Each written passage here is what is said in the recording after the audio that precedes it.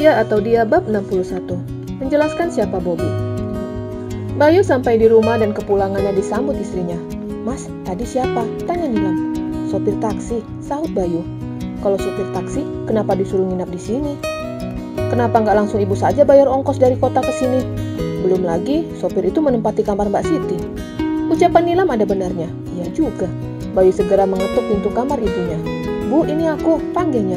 "Opo?" tanya ibunya sembari membuka pintu. Terlihat ada anak dan menantunya di depan kamarnya. "Loh, Bobby mana?" "Mas itu pergi menemui temannya," sahut Bayu. "Teman?" Ibu Lulu mengerutkan dahinya. "Calon suami Yayu." "Oh." Ibu Lulu menganggukkan kepalanya, lalu menatap anak dan mantunya. "Onopo?" Mas Bobby itu siapa?" "Kenapa?" tanya Lulu lagi. "Apa Mas Bobby supir taksi?" tebak Nilam. Wanita parubaya itu menggelengkan kepalanya.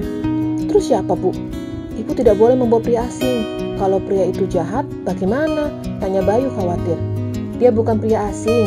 Dia itu sudah menjadi bagian dari keluarga kita." "Apa maksudnya?" tanya pasangan suami istri itu secara bersamaan.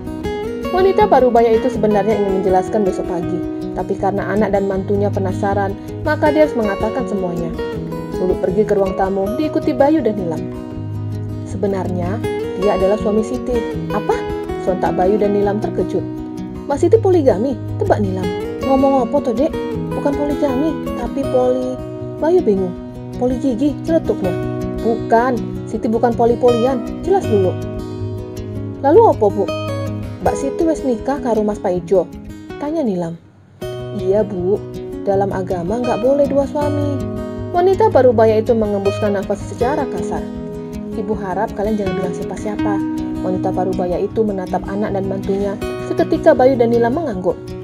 "Paijo sudah menceraikan Siti." "Apa?" Oke, pasangan itu. "Wes toh." Lulu memegang telinganya yang sedari tadi bising karena teriakan itu. "Apa penyebabnya, Bu?"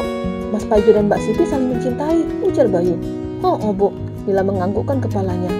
"Paijo selingkuh," sahut Lulu bohong. Jika dia mengatakan Paijo mandul, maka itu sama saja membuka aib Paijo. "Opo?" Oke, pasangan itu lagi. "Aduh, pekak kupingku," gerutu Lulu sembari menutup telinganya. "Jadi Mbak Siti menikah lagi dengan pria ini," tebak Nilam. Lulu menganggukkan kepalanya. "Tapi lebih ganteng ini dari Mas Paijo. Mbak Siti pintar cari pengganti," puji Nilam. "Hus, kamu ngomong opo?" tegur Bayu. "Jadi pesan ibu, jangan ceritakan pada siapapun, terutama kepada Ibu Jumi." "Memangnya kenapa?" tanya Bayu. "Keluarganya belum tahu." "Loh," Nilam dan Bayu bingung. "Paijo belum mengatakan ke keluarganya. Biarkan dia yang bicara, jangan kita." Pasangan itu menganggukkan kepalanya mengerti. "Jadi, Mbak Siti kenapa tidak pulang?" tanya Bayu lagi. "Ya karena itu, dia tidak mau bertemu dengan keluarga Paijo." Tanpa diketahui siapapun, Siti sedang dalam perjalanan kembali ke kampung. Maksud kedatangannya tidak lain hanya ingin melihat keadaan Paijo. Terdengar suara dering ponsel Bayu. "Wah, kakak ipar telepon," ujarnya senang. Lalu mengangkat panggilan itu. "Nggih, Mas." Setelah itu panggilan terputus. Bayu segera menjemput Bobby di rumah Ibu Tarno. "Aku balik," ujar Bobby ke Chef Robi. Semoga Chef Robi dapat tidur nyenyak. Ejek Bobby dan duduk di belakang Bayu. Motor segera melaju menuju rumah. "Mas, kalau boleh tahu apa pekerjaan Mas Bobby?" tanya Bayu sembari tetap mengemudikan motornya. "Kenapa?" tanya Bobby balik. "Tanya saja, karena mobil mewah seperti itu hanya dimiliki orang-orang kaya." Bobby tidak menjawab. Dia tidak ingin menjelaskan apapun. Sedari awal Bayu berpikir jika dia supir taksi. Dan sekarang pemuda itu menanyakan pekerjaan yang menurutnya sangat aneh. Akhirnya mereka sampai. Bayu menunjukkan kamar Siti. "Ini kamar Mbak Siti. Tempat tidurnya kecil. Tapi syukur juga Mbak Siti tidak ikut. Kalau tidak, tempat tidur ini tidak akan muat." Bobby hanya tersenyum. Ucapan Bayu menjelaskan semuanya. Kalau Ibu Lulu sudah menceritakan siapa dia bagi keluarga itu. Dia memperhatikan foto-foto Siti masa sekolah dulu, foto bersama dengan Giwang. Dan tatapannya menatap ke arah satu foto, yaitu foto Paijo dan Siti. Foto masih memakai pakaian sekolah. Dari situ dia bisa tahu, jika dari zaman sekolah, Siti dan Paijo telah berpacaran. Menatap foto itu membuatnya cemburu. Dia membalikkan bingkai itu menghadap ke dinding. Sedangkan foto Siti dan Giwang tetap dibiarkan seperti semula. "Aku belum mengabari Siti," gumamnya dan menghubungi nomor istrinya. Siti masih di dalam bus. Suara dering ponselnya sontak membuatnya kaget. "Bobby?" gumamnya bingung. Jika dia menjawab, maka Bobby akan tahu jika dia tidak berada di rumah ataupun ruko. Akhirnya Siti membiarkan panggilan itu berhenti dengan sendirinya. Mungkin dia sudah tidur, gumam Bobby lalu mengirim pesan ke istrinya. Aku dan ibu sudah sampai, malam ini aku tidur sendiri, andai ada kamu. Siti melirik pesan dari Bobby.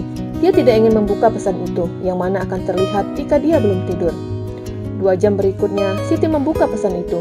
Membaca itu membuatnya merasa bersalah dan bingung. Dia tidak memiliki hubungan lagi dengan Paijo, tapi dia masih mencintai pria itu. Dan kembalinya ke kampung itu semata-mata karena dia peduli dengan Paijo. Jam 4 subuh, bus yang membawa Siti berhenti di terminal. Suasana di terminal cukup ramai dari pedagang maupun penumpang yang akan pergi ke kota lain. Siti memanggil ojek dan menyebutkan alamat rumah sakit yang ada di kampungnya. Kampungnya tidak memiliki rumah sakit tipe A, yang mana semua dokter spesialis ada di rumah sakit dengan tipe A. Rumah sakit yang ada di kampungnya adalah tipe C, yang standarnya masih sangat jauh dari tipe A. Tapi walaupun seperti itu, rumah sakit itu masih melayani pasien, dan jika rumah sakit tipe C tidak sanggup, maka akan dirujuk ke kota. Siti segera berlalu menuju ruang perawatan kelas 2 yang disebutkan ibu mertuanya.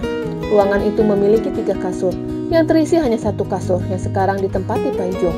Siti melirik ke arah Paijo yang tengah terbaring dengan kaki diperban dan tangan diperban. Seketika air matanya menetes. Paijo terlihat sangat tidak berdaya. Dia telah diberi penyakit mandul dan sekarang Tuhan memberikan cobaan kepadanya berupa kecelakaan.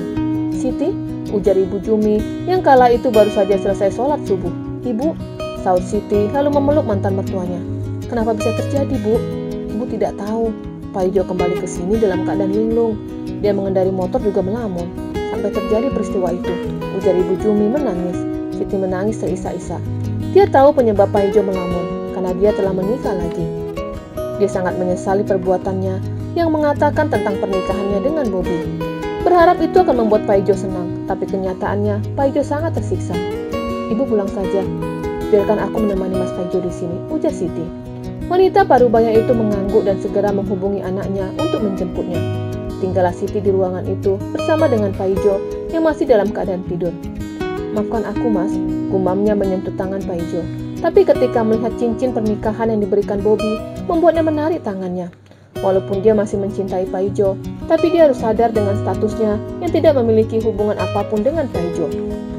Bobby terbangun ketika suara ayam terdengar cukup nyaring. Sangat jarang dia mendengar suara kokok ayam.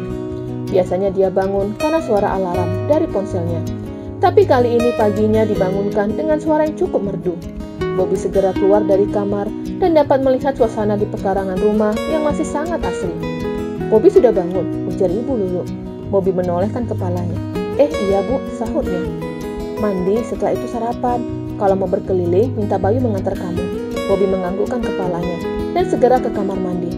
Air yang asli dari pegunungan membuatnya menggigil, tapi dia tetap membersihkan tubuhnya yang sangat lengket. Suara ketukan dari depan rumah terdengar, membuat Ibu Lulu segera ke depan. Wira, ada apa? Tanya Ibu Lulu. Mas Paijo kecelakaan. Apa? Sontak Lulu kaget. Bersambung.